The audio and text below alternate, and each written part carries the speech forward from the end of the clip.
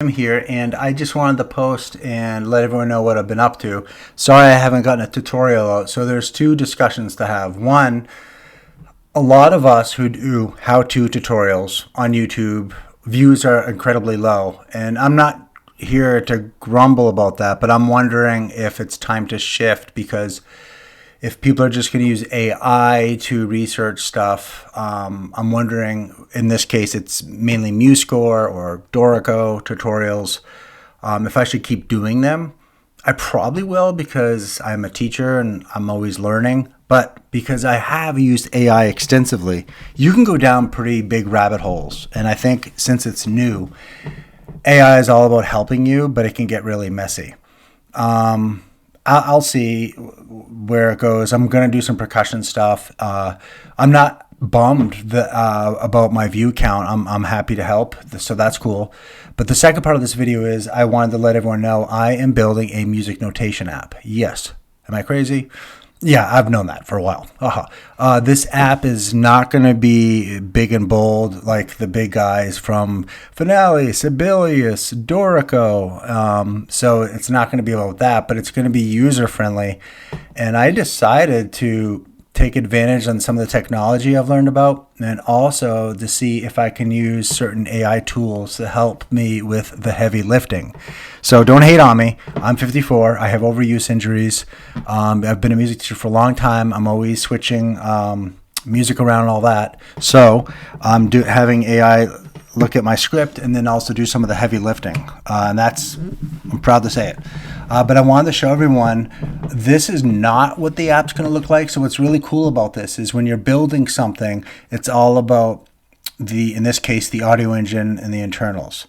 All right, so it's going to kind of look like this, but right now it's kind of like, I don't know, late 80s, early 90s kind of setup. But I'm working through an app, and this is what I'm building.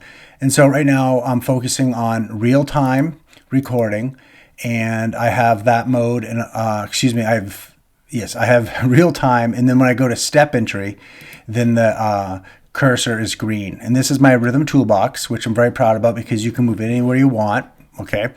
I'm also very proud that I can get ties over the bar line. And if you know anything about music, we know it's not hard for us as teachers and musicians, but for coding, for me anyway, I had to use, there's two different sound engines going on. I won't get too geeky, but it's going to work in the sense of user friendliness, recording, easy transposition. And down here, I'm building a very simple MIDI grid where you can snap it and you can do, from a quarter or whatever. Down here, you can select your keyboard. Key labels for those who are exploring music. And I have very little cheap icons right now because I'm just testing some things. And also for real estate purposes, this can be made smaller, which I'm very proud of. Right now, I'm just working from the grand staff. And I've already done some test runs. It is able to get notes. The latency is pretty good. I am a little worried about newer Macs like the M2 or the M4, because they have a lot of security issues in the regards to they're really not bad. The security is super, super tight. That's Mac for you, right? But for me, being a very grassroots type of developer, it's insane because I might have to pay a license so I can get access through Mac. So I'm building this off an Intel chip. Maybe this is all too confusing. I don't know. But I just want to share people with what I'm doing. I am going to do some follow-up videos. Right now, I'm just building the ship and it's floating a little bit. I'm really excited. This is for someone like me who needs to write a quick theory exercise or just get to the point. I love technology. I've been a Cubase user forever, and it's just gotten too hard in my busy life.